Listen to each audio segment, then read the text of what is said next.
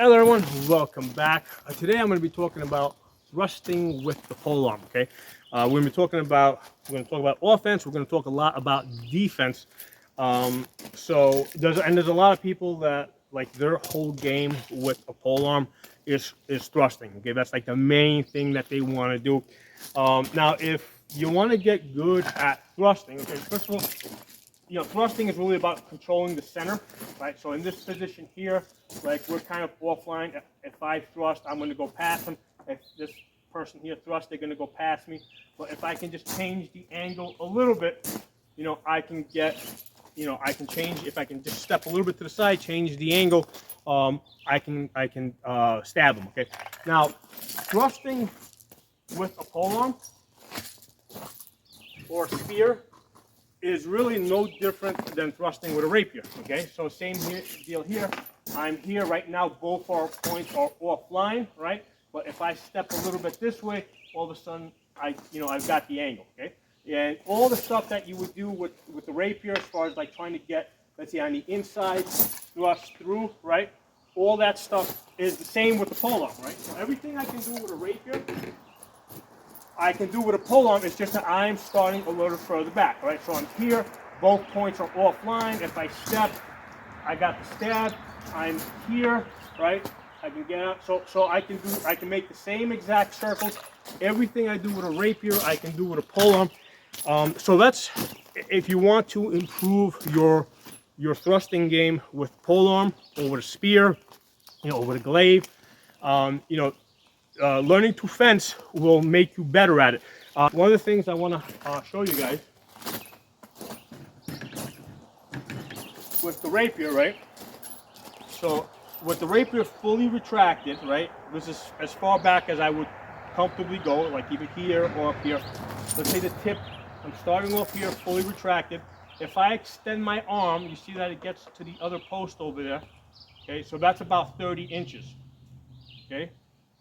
That's as far as the tip is going to travel, right? From fully retracted to fully extended. Now, granted, if I lunge, I can give a little bit more, but now I got to do something extra, right? But from fully retracted to fully extended, I'm going to go about 30 inches. Okay? Now, with the polearm, okay, I'm holding this all the way by the end. Yes, I'm starting further back, okay? But fully retracted, right, where I would consider a comfortably fully retracted position. Starting off with the tip here, if I fully extend, I'm basically going about 30 inches, okay? So the only difference here is I'm starting further back, but the amount of distance that the tip will travel, right, regardless of whether this is a rapier, a polearm, a knife, right? If I got a knife, right, if I start here, 30 inches is as far as the tip will travel, regardless of how long my weapon is. So if I got somebody that I get a sense that really likes thrusting, and that's where they feel most comfortable at. Okay, if I want to do other things besides thrusting, so I've done rapier fencing for about 18 years. I'm really good at thrusting. But I don't want to be doing just that. So, especially if I get the sense that I'm fighting against somebody that likes to play Pokemon, right, with it poking, okay, I'm going to play Donkey Kong, right? I'm going to do smashing, okay? So if I know somebody really likes poking, I'm going to do lots of smashing, okay? I want to fight them in a way that makes them feel less comfortable, okay? So let's talk about how to deal with the thrust, okay? Especially now that we know that tip is only going to move 30 inches regardless of the length of this weapon, okay? It's only going 30 inches, okay? So if I got somebody that wants to thrust at me and they initiate that motion, first of all, I'm covering my center line, right? So as we're here, right, we're in a position here where if I thrust, okay, I'm offline. If either one of us move a little bit, we can change the angle. We can hit each other. Okay.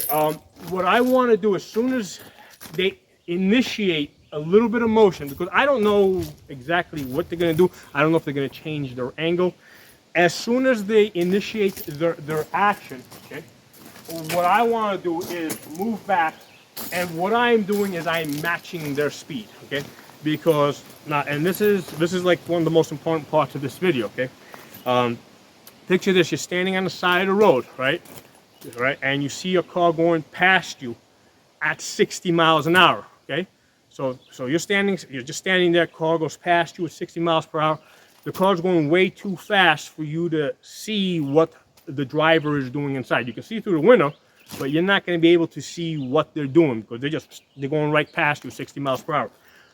But if you're on the highway, right, and you've got one car that's going 60 miles per hour, and then you going past them, let's say in the same direction, moving at about 65 miles per hour, or if they go past you at about 50 miles, let's say you're doing 55 and they're doing 60, if both cars are going in the same direction at roughly the same speed, right, it doesn't have to be exactly the same speed, you're able to look to the side and see what that person is doing next to you in the car as they slowly go past you, or as you slowly go past them. You can see they're, I don't know, talking on their phone, drinking their coffee, talking to their girlfriend, whatever. Because you're both going in the same direction at almost the same speed, you're able to see. So if I got somebody that likes to thrust at me, right, especially if it's somebody that likes to step forward as they thrust, so they gain a little more than that 30 inches, right? Because now if you step forward, right, now you're going to add another 30 inches, so you're moving a total of, let's say, 60 inches. Well, what I want to do is I want to match their speed, okay? As they start moving forward, I want to move back. I'm matching their speed, okay? And now I can see what the tip is doing. I can see if the angles are changing, okay? So I'm able to do that because I'm moving in the same direction as them, and I'm matching their speed. Now, what I don't want to do is if they start coming forward towards me, right? They start coming forward towards me. Me at that same instant, I decide to go forward towards them, okay? Because now you got, let's say, one car going this way, 60 miles per hour, and now the other car's going the other direction at 60 miles per hour. Well, the relative speed between the two cars is 120 miles per hour. And it is really hard. Now picture this, you're on the highway, right? It's a two-way highway. You know, you're going this way, 60 miles per hour, the other cars are coming this way, 60 miles per hour across the divider. There's no way that you can see what the people are doing inside the car that are basically going in the opposite direction of you, right? Because the relative speed is double.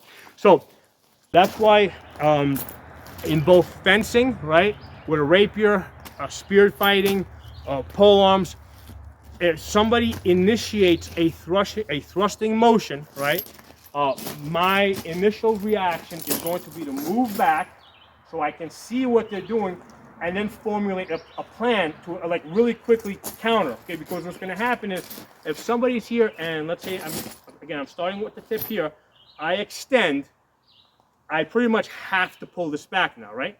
So especially if I'm somebody that really likes thrusting, if I extend, I'm pulling this back. While somebody is recovering, they are less of a threat, okay? So I want to counter while they are recovering their polearm, okay? So we are here, he initiates, we're here, he initiates a thrust, I pull back, I can see where their tip is, I can see if they change their angle.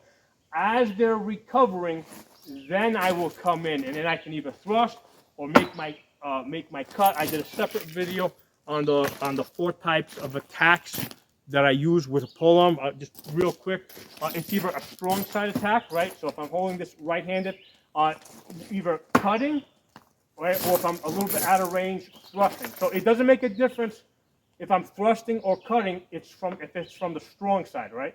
So if I'm out of range here, I might do a beat thrust, okay? Or if I'm, again, so this is a strong side attack. My second strongest attack, or my second fastest attack, is the butt spike. Okay? So what will happen is, as I make my cut, as I'm recovering this, I'm now setting up the butt spike so I can come in with a butt spike thrust. As I'm recovering this, they're looking at the head of the axe going back. They're not seeing this end, which is now going to thrust forward and stab them, okay? So that tends to be my second fastest attack.